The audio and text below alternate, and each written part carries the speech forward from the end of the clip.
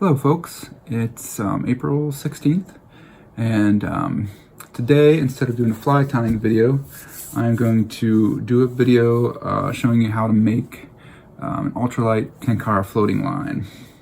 So first of all, I'll just go over the materials real quick. I'm going to use this Euro nymphing line from Cortland. It's a mono-core line, 90 feet of it, and a spool.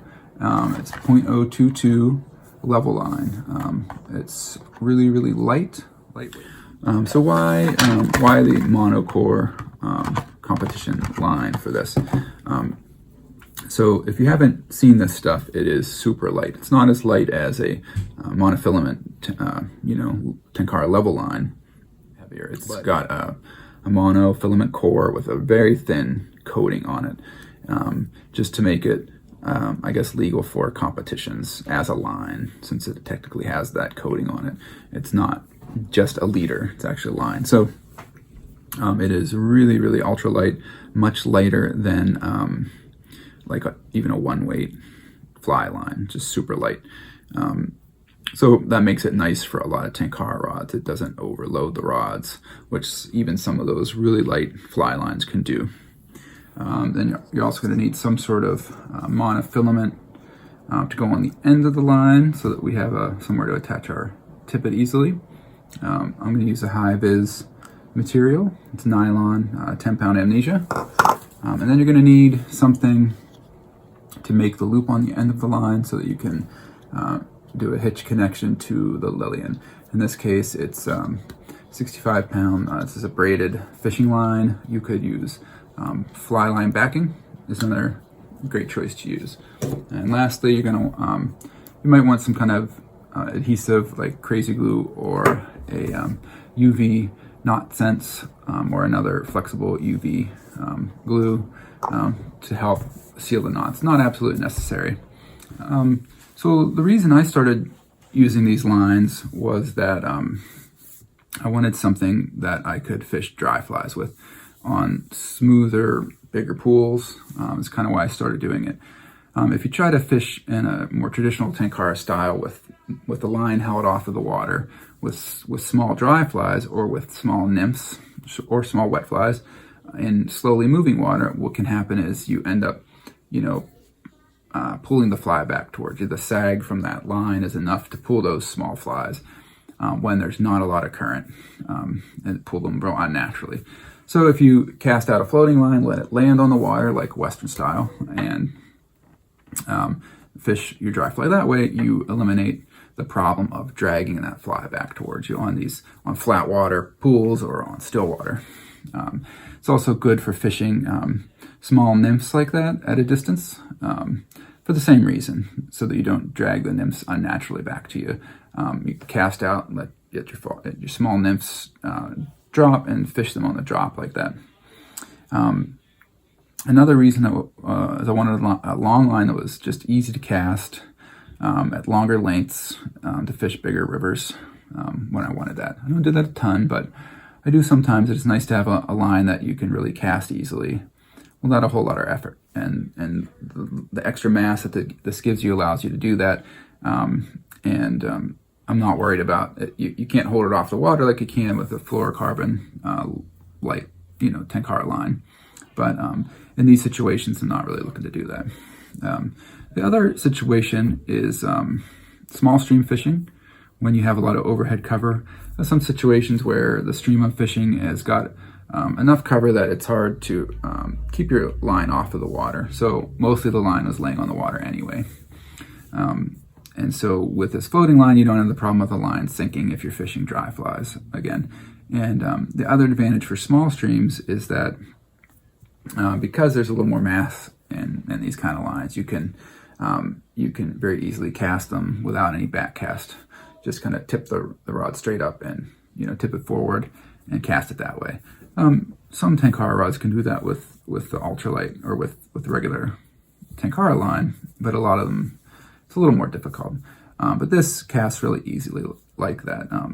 Furrowed lines can do the same thing for you, but these, making this line is a lot easier than making a furrowed line. I would say the one last thing you might think about is well, if you want to fish surface lures like poppers or something like that in still water or in warm water streams for bass and sunfish. You want a line that isn't sinking so that when you work that surface fly, you're not, pulling it underwater. So it's another time I use them is when I'm going to be fishing surface poppers and things like that for bass on some of the local warm water streams. But that's about all I can think of right now, and I'm sure if you start using these, you'll come up with some other ways you like to use them. So, thanks. Okay, so the first thing you're going to do is you're going to cut your monocore line down to the length that you want. I generally go from 7 feet for some of the small streams that I'm fishing, like I described, up to 21, 24 feet for the larger rivers that I fish.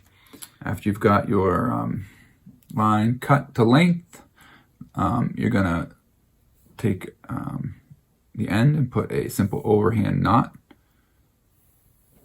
and leave it like that. Don't tighten it down all the way yet. We're gonna take whatever braided material that you're using for the loop and cut that off.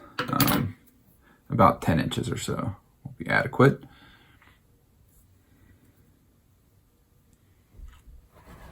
All right, then we're gonna just make a loop out of the braided material, put this open overhand knot through it like that. Take the tag ends of the braid and go back through the overhand knot. And you go back through it the same way that that the end of the line itself is going through the loop. So in that case, it's through the loop this way. And then tighten this overhand knot down right now, all the way.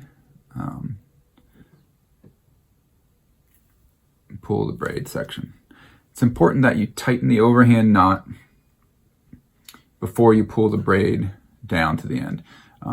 It locks in better that way.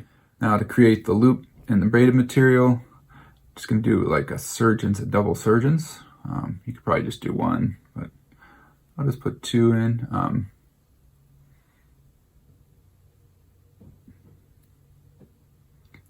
Basically an overhand knot, but you go through a second time.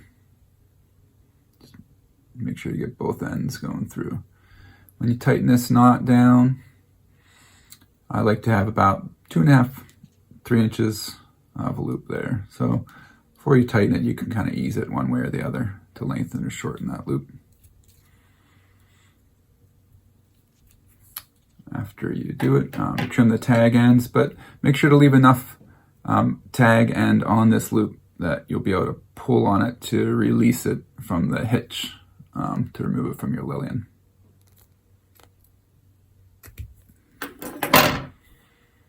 And then you can take a lighter and just lightly singe the ends of these so that they don't fray on you. All right, let's head down to the other end. Okay, we're going to start on this end in the same way, and that is we're going to put a simple overhand knot and leave it open. Okay, get your cider material, take off 12 to 16 inches of it, depending on how long you want that to be. And just like with the braided material, we're going to go through this loop, through this open overhand knot in the same direction as this line. So in that case, it's to the back here. And pull it down so you've got about 6 inches of cider material headed back along the line. Okay, now you can tighten this down. All right, this next knot, I'm not even sure what it's called, and there will be a link in the description below that will take you to the blog post, and there'll be a diagram. So I'll show it to you, but it's going to look a little confusing here, but with the diagram it should be no problem. If you try to use a regular nail knot like you would in a fly line with a thicker coating and a braided core, it will slip off at the end of this stuff. It'll strip that coating off and will not hold. So okay, so you're going to take this the end of the cider that is running along the line.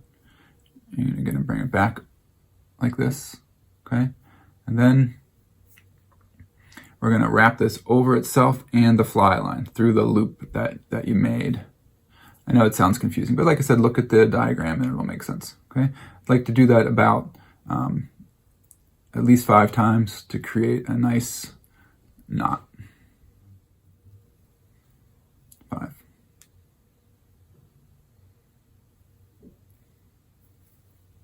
Okay, so that's what it looks like now. I'm going to tighten it. As you tighten it, you're going to just kind of have to ease it down toward this knot as you continue to tighten it. If you pull it tight too soon without kind of easing it towards this knot slowly, what will happen is it will tighten up, up here and not slide down.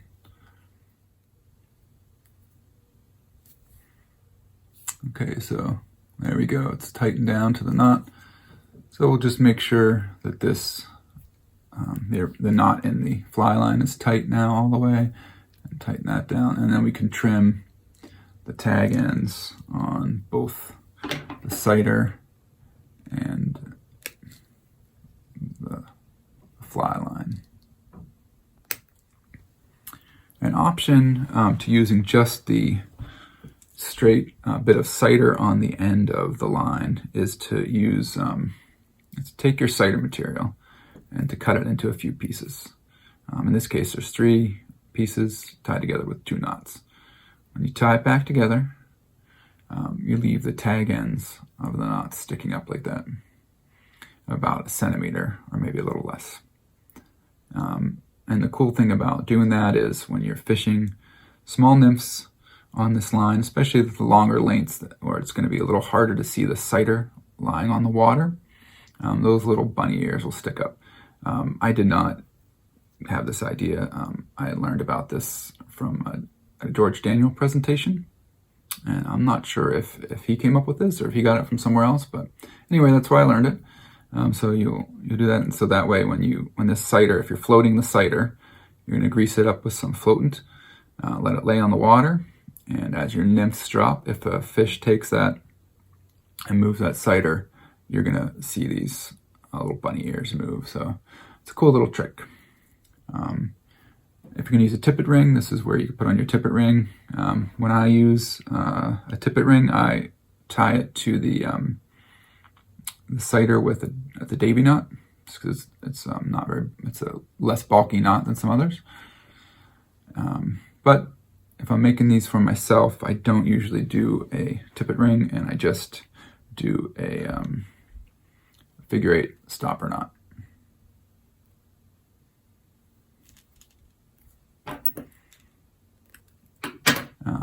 And then you can, just like you're using a Tenkara level line with that stopper knot, and your tippet will go around here and then snug to the stopper knot.